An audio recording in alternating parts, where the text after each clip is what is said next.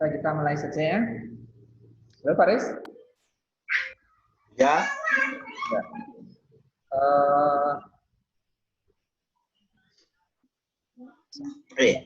Biasanya sudah jadi semua ya?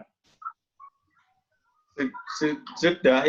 Yang 72 Pak belum. Itu pelan-pelan aku karena komputer nggak kuat. 72 belum jadi? Belum. Yang rumah kedua, yang pertama udah jadi. Rumah kedua, ya. Baik. Nanti kita akan melanjutkan untuk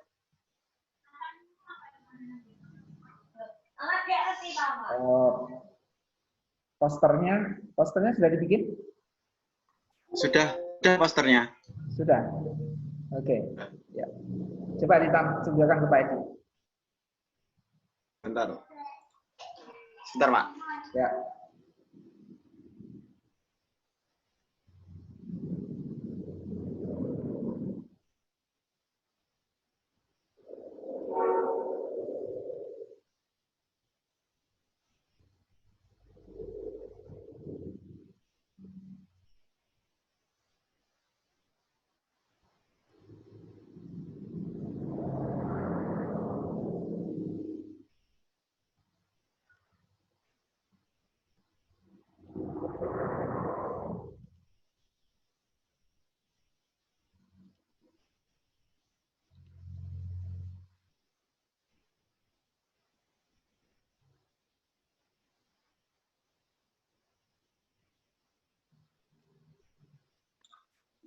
Seperti ini, Pak. Oke.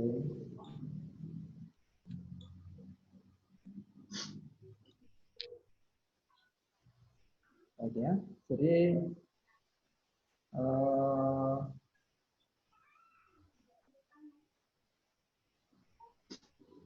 desainmu ini satu kurang unity. Jadi komponen unsur-unsurnya itu saling tidak bisa menyatu sebagai satu kesatuan poster. Jadi poster itu kan fungsinya media publikasi untuk menyampaikan informasi dari desain kamu itu. Ya. Nah, biasanya ada hierarki informasi ya, yang dimana kalau di dalam teks itu ada headline, ada judul utamanya, ada tema utamanya. Yang menjadi tema utamanya apa ini? Tema umumnya. Dan ini kan konsep minimalis modern kontemporer. Itu judulnya kurang komunikatif. Konsep minimalis modern kontemporer itu apa? Konsep itu apa? Apakah konsep lukisan? Ada lukisan kontemporer. Konsep ini kan apa ini? Tema desain rumah tinggal. Maka tentu konsep desain rumah tinggal. Desain rumah tinggal bergaya atau berkonsep atau konsep minimalis modern kontemporer dalam rancangan rumah tinggal. Jadi informasi headline-nya harus komunikatif. Sudah mencerminkan konten, gambaran secara keseluruhan konten. Kalau headline ini kan belum menggambarkan konten tapi tidak lengkap. Itu satu, ya, Faris ya. Oke. Ya. Kemudian yang kedua, kalau desain ini dalam segi komposisi, ini kan mestinya kamu harus bikin grid, bikin area pembagian area komposisi, ya. Jadi pembagian area komposisimu kan bagian atas, kemudian di selanya ada judul headline, di bagian bawahnya itu ada detail, ya. Bagian bawahnya ada detail. Nah, Cuman kalau kita melihat kenapa Pak dikatakan kurang detail, karena bagian atas. Jadi mestinya kamu bagian atas ini seolah-olah dia terpisah. Dengan adanya konsep itu dia menjadikannya dia ambigu. Biasanya struktur sebuah layout itu, ya walaupun itu tidak mesti ya, itu dalam lembaran itu kan mestinya ada top, ada body, ada hood. Nah itu seolah-olah ini menggambarkan denahmu itu adalah headernya, kepala, menjadi kepala. Nah, lalu dia menjadi bagian dari konsep minimalis itu. Padahal itu nggak nyambung. Mestinya denah itu adalah bagian dari bawahnya juga, karena dia merupakan detail. Nah, walaupun itu tidak mesti susunannya adalah seharus kepala, enggak. Tapi kalau melihat pembagian ini akan terkesan seperti itu. Ya. Itu yang kedua. Ya, jadi coba hierarki informasi itu pengelompokannya itu dikelompokkan dalam yang sejenis. Pengelompokan dalam yang sejenis. Kemudian yang ketiga,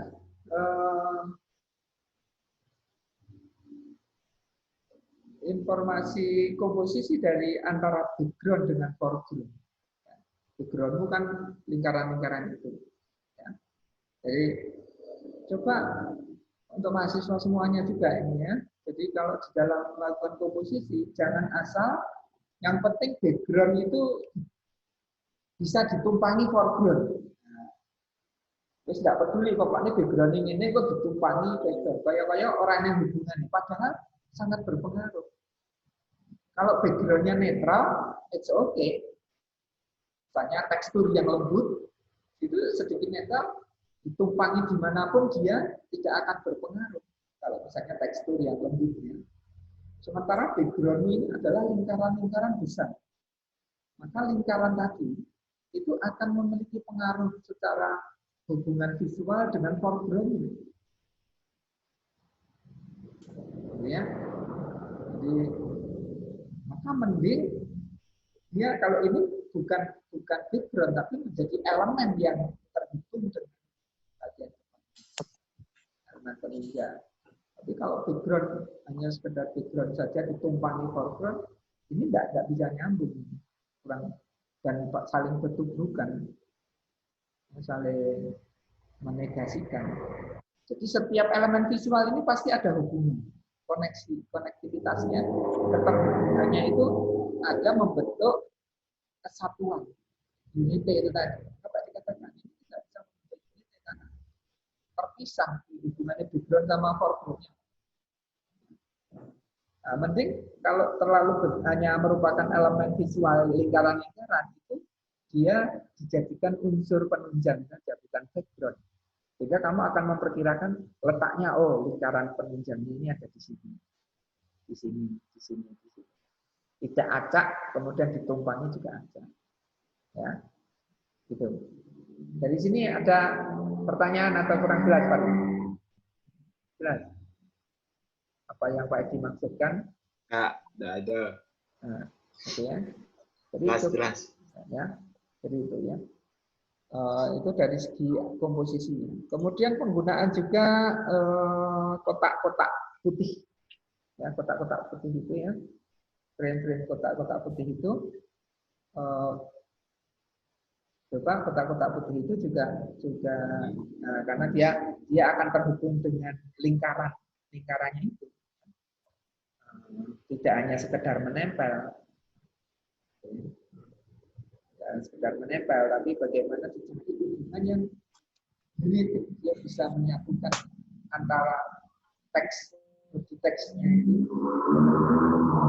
Nah, coba hierarkinya diberikan hierarki. Ini konsep minimalisnya adalah headline, lalu ini bagian A, bagian denah misalnya, ada sebagiannya denah.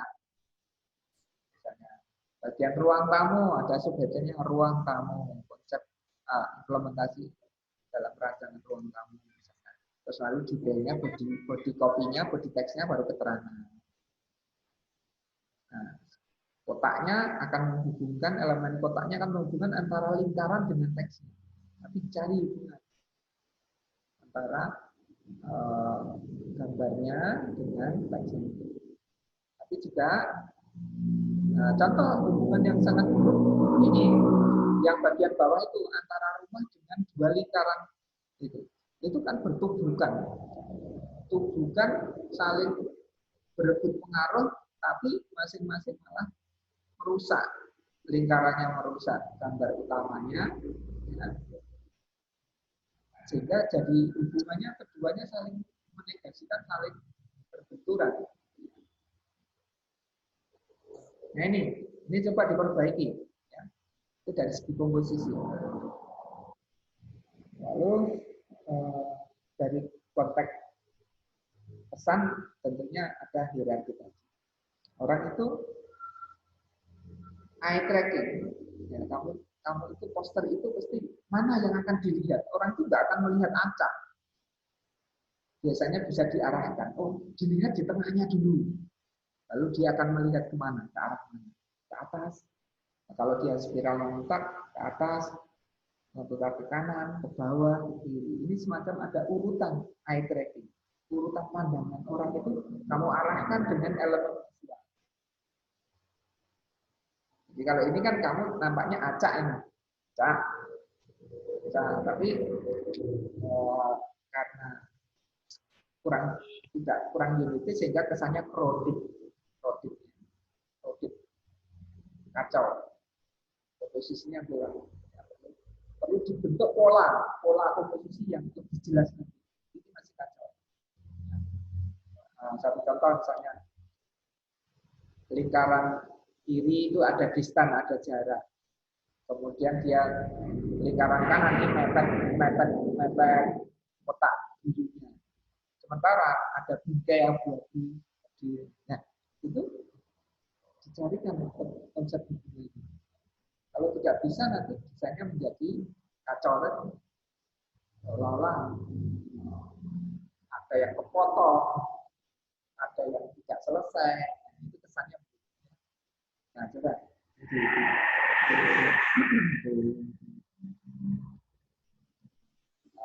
Perbaiki.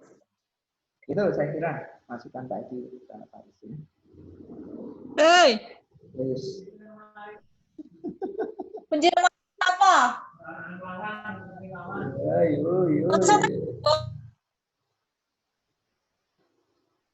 Baik, selanjutnya Royhan. Bagaimana Royhan? Punya kamu Royhan? Halo Royhan. Royhan. Belum buat Pak, lupa Pak. Iya Pak, baru inget tadi lihat Faris, belum ngerjakan. Jangan-jangan Sabto juga ini. Halo Sabto. Sabto.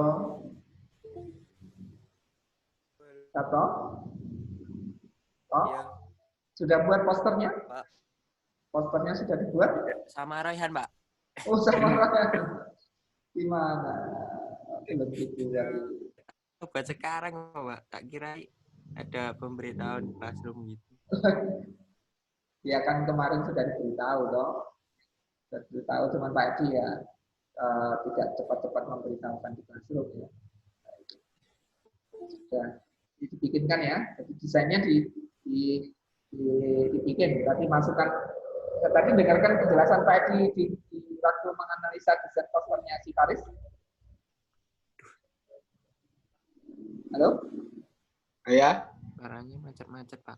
Iya Pak, suaranya macet. Oh, suaranya macet-macet. Gimana sekarang? Dah. Oke ya. kurang keras, kurang dekat. Ya. Baik ya. Jadi poster perumahan ya. Ini nanti poster poster untuk poster konsep ini ya, poster konsep ya. Jadi poster riset, poster kajian. Ya, jadi poster itu kan bermacam-macam. Nah, nanti orang diharapkan apa? Dengan melihat poster kamu itu pemirsa, audiens, pembaca itu bisa mengerti tentang konsep. Ya. Jadi kalau contohnya punyanya Faris lagi, jangan sampai gambar itu hanya sekedar rumah, padahal itu informasi utama, rancangan rumahnya, tapi ketumpuan karo unsur lain. Jadi informasinya terpenggal. Nah, ya. Jadi gambar itu menampilkan informasi yang utuh, kecuali dia hanya elemen grafis penunjang. Tapi kalau gambar itu adalah informasi utama, dia harus menyampaikan pesan yang utuh, kemudian gambar ketutupan, maka kayak tulisannya itu, paragrafnya itu kepotong, gitu ya. Nah, kalau paragraf kepotong, ada orang bisa memperkirakan ini apa, tetapi kan butuh effort yang dimana orang harus pemirsa itu simple, dia nggak mau rumit-rumit. Nah, kepotong ya lewat, dia tidak akan meneruskan. Maka jangan sampai seperti itu yang saya kepotong ya, masuk gambar.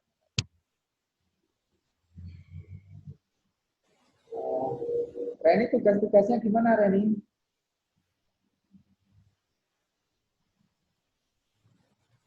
Oke ya, baik. Ya, jadi nanti posternya tolong disiapkan ya. Nah, itu tugas minggu ini sebenarnya ya sudah selesai, tapi saya dianggap itu sudah di. Yang perlu kalian siapkan ya. Berikutnya adalah ini. Nanti tugas berikutnya adalah akan mengembangkan rumah kamu menjadi apa namanya itu perumahan, ya. Perumahan dengan klaster rumah tipe 21 dan rumah klaster 527. Ya.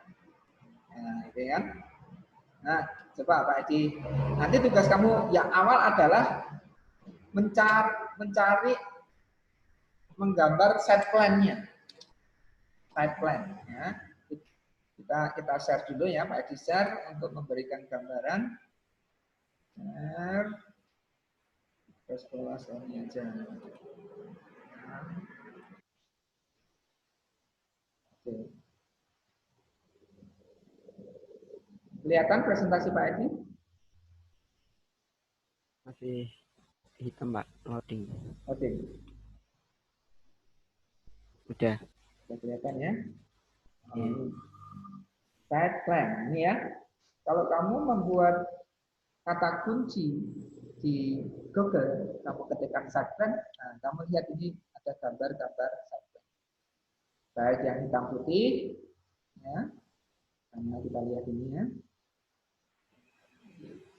Hitam putih, kemudian yang tampak jenang, tampak atas yang sederhana, ini tadi kan, ya. Kemudian jenang yang disertai dengan elemen-elemen yang agak sedikit naturalis. Nah, kita lihat ya. Nah, ini cara gampang jadi pengembang, strategi membuat site plan. Nah, banyak sekali. Nah, ini site plan. Di mana rumah kamu itu akan perumahan kamu. Coba kamu bikinkan site plan. Ya. Lalu tentu di sini kan mengacu pada ukuran dua kelompok ya. Rumah tipe deretan rumah tipe 21, ada deretan rumah tipe 2. Lalu di sini ada unsur-unsur, tentunya kalau dia perumahan, apakah dia ada gerbangnya, ya, pintu masuknya mana. Ya. Kalau saya lihat gambar, nah, misalnya ini kan, ini ada beberapa kelompok tipe 21 misalnya tipe 3. Kemudian di sini ada taman. Jadi ada taman, mungkin di depannya ada pendopo, ada kantor pengembang, mungkin juga ada ruko yang di dalamnya untuk jualan, ada pos satpam, barangkali ya. Nah, kamu coba lengkapi dalam set plan ini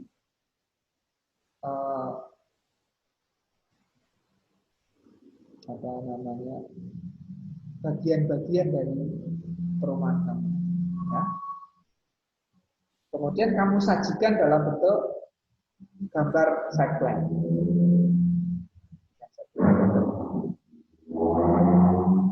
Nah, ini yang Podomoro. Dia lebih ya, ini ada tipe 6, tipe 7, tipe 8 sesuai dengan kategori. Kamu cuma 2 tipe kan? Tipe yang 21 sama tipe yang 72. Oh, ini kawasannya besar. Di sini ada boulevard. Di sini ada boulevard. Ini ada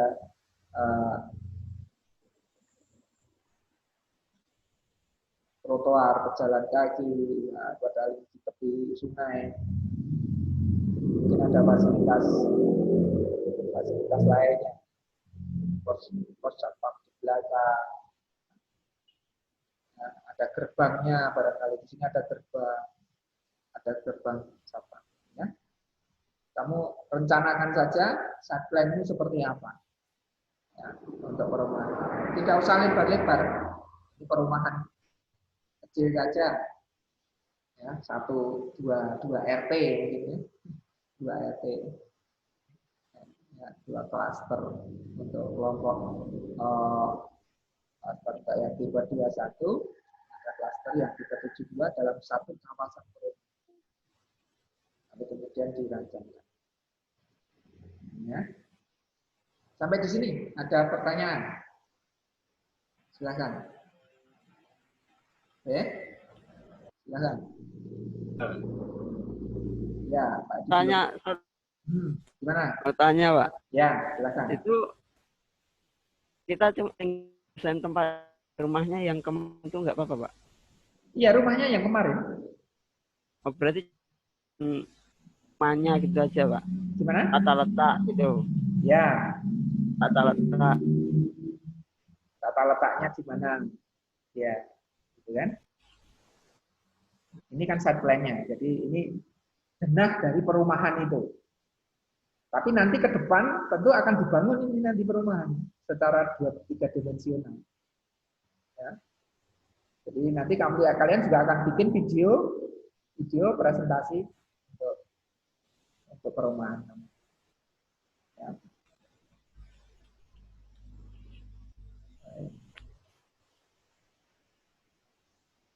Ya. Jadi minggu depan kita diskusikan untuk site plan-mu ya. Jadi termasuk di dalamnya ada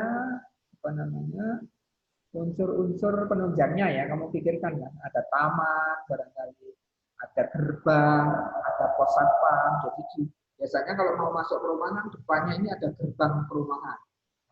Kamu rancangkan gerbang perumahannya. Terus kemudian di dalamnya nanti ketika sudah masuk ke kawasan itu mungkin ada jalan utamanya. Mungkin ada boulevard. Yang kanan kirinya mungkin tipe rumah yang tipe 72 barangkali yang misalnya ini contoh. Lalu masuk ke perempatan, masuk ke kawasan yang di pinggiran tipe 21. Di sana ada fasilitas publiknya, fasilitas sosialnya, fasilitas umumnya. Mungkin ada musola, ada gedung pertemuan, gedung serbaguna, gedung RW, ya, gedung pertemuan untuk perkumpulan warga perumahan itu. Di situ ada taman bermainnya anak-anak, ya, taman kecil. Ada air mancur, taman air mancur. Ada lapangan badminton. Nah, itu silahkan kalian rancang site plan kalian. Apa saja yang ada di dalam fasilitas perumahan. Nanti dirancangkan. Ya. Baik. Pertanyaan yang lain, silahkan. Silakan yang lain. Rudi utama. Nah, Pak Rudi sapa dulu. Halo Rudi. Iya, Pak. Gimana? Iya, Pak. Gimana tadi penjelasan Pak Edi? Kamu ada pertanyaan atau ada? Enggak. Jelas ya? Ya. Jadi tugas kamu minggu depan ini ya. Kamu sudah bikin poster belum? Belum, Pak. Hah? Nah, baik. Ini itu kan tugas minggu lalu kan? Ya, tugas minggu lalu. Iya, Pak. Ya, tugasnya diketepi ya. Tugas minggu depan adalah bikin apa? Side plan. Di mana kamu memikirkan kira-kira gambaran tampak atasnya, benah tapak dari perumahan kamu seperti apa.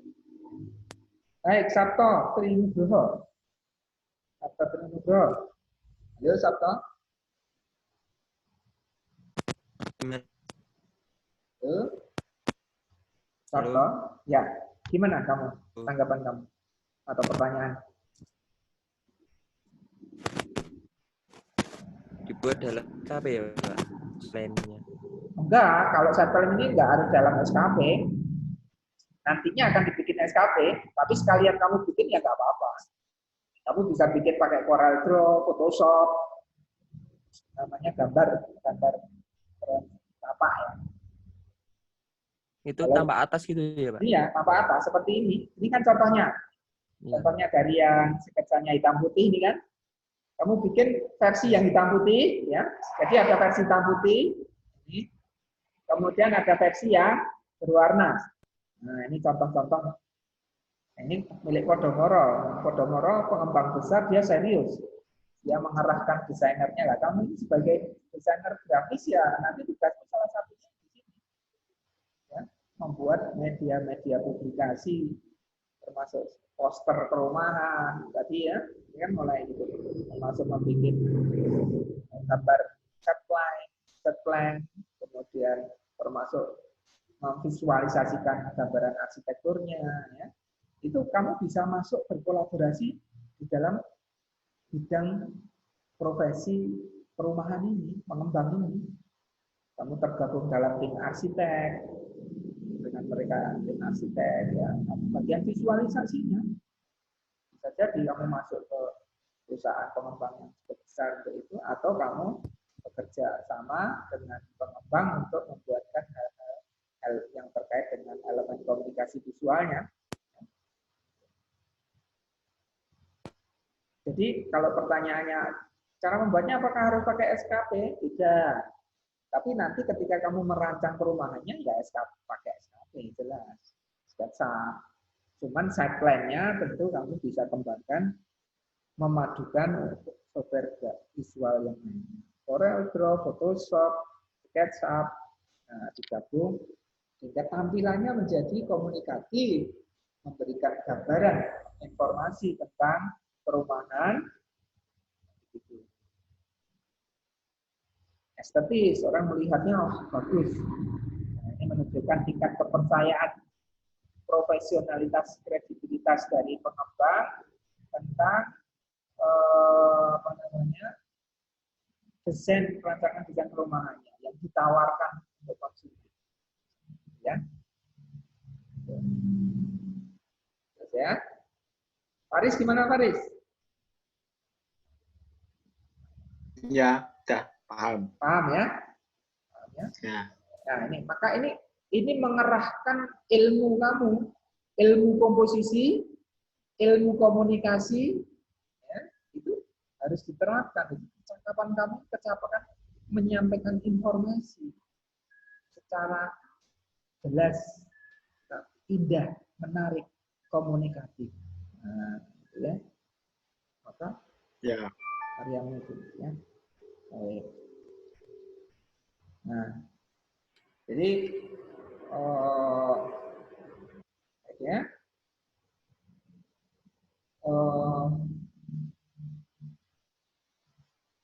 Jadi tugas kamu, ya, berarti Faris menyelesaikan rumah tipe 72-nya dan dibuatkan posternya juga. Posternya itu, ya Pak Edi, Posternya ada dua ya. Satu untuk rumah tipe 72, satu rumah untuk tipe 21. Nah, ada pertanyaan yang lain tentang poster? Royhan? Enggak. Royhan? Nggak ada, Pak. Nggak ada, Pak. Nggak ada, 72 sama 21 ya. Kemudian sekalian bikin site plan. Nah, ini site plan. Kalian bisa tadi menelusuri dengan kata kunci site plan perumahan. Nanti banyak sekali itu.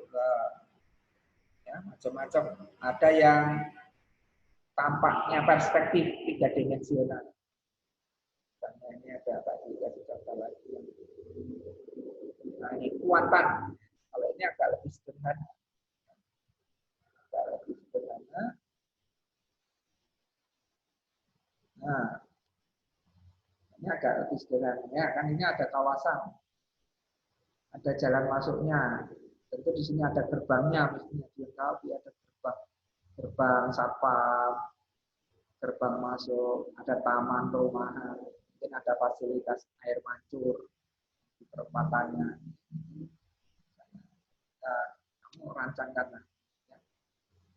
Kemudian disajikan dalam bentuk posternya. Ya, coba yang lebih lengkap ya.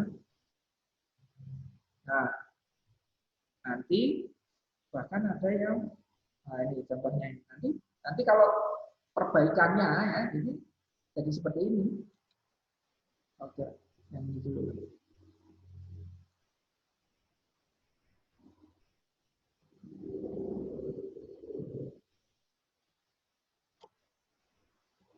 Nah, jadi bahkan ada keterangan-keterangan ya. Keterangan. Oh, tipe 21 ini perumahannya seperti apa sih? Ya, kan ada keterangan. Oh, ini taman futsal court. Oh, di sini ada minimarket. Di sini ada taman children playground. Nah, nanti kalau sudah jadi kan bisa diambil screenshotnya ditata dalam set plan yang sudah lengkap. Jadi, kalau yang set plan, jadi bikin versi hitam putih untuk memberikan denah. Nah, versi berwarnanya, nanti akhirnya ada versi yang lengkap seperti ini. Misalnya Hortensia Village. Ya. Nah, ini ya. Nah, sini ada keterangan. Ada fasilitasnya ya, toko, kebun buah mini, parkir, jogging track, masjid jami, fun rabbit, playground, ya, gazebo. Nah, di sini kan kita lihat ini fasilitas, ada bermacam-macam supaya ini suatu kawasan perumahan dengan fasilitas umum yang bisa membuat nyaman dan berinteraksi juga sama penghuninya di dalam fasilitas umum tersebut. Ya. Oke, kita oke.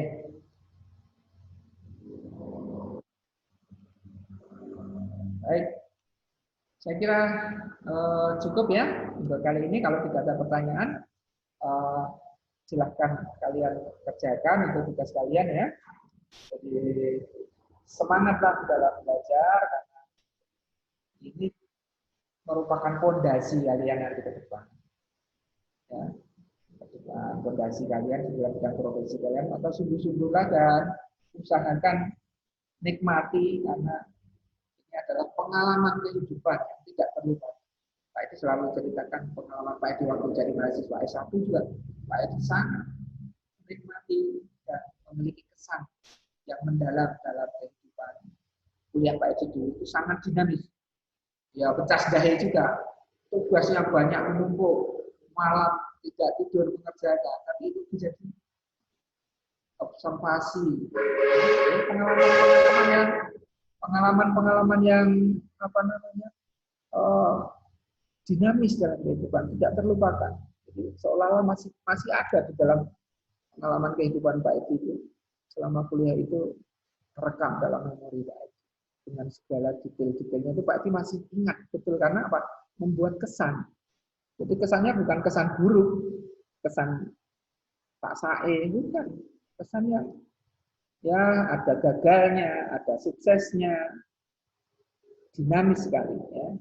Sehingga kita kaya akan pengalaman kehidupan, terutama pengalaman belajar di dalam perguruan tinggi itu tidak terlupakan. Dan itu membangun karakter, membangun kompetensi, ya. Itu harus dibangun dalam proses belajar. Cukup, terima kasih. Selamat siang, selamat belajar. Semoga sehat selalu, bebas, tidak tertular corona. Untuk membangun produktivitas kehidupan kalian lebih baik. Assalamualaikum warahmatullahi wabarakatuh.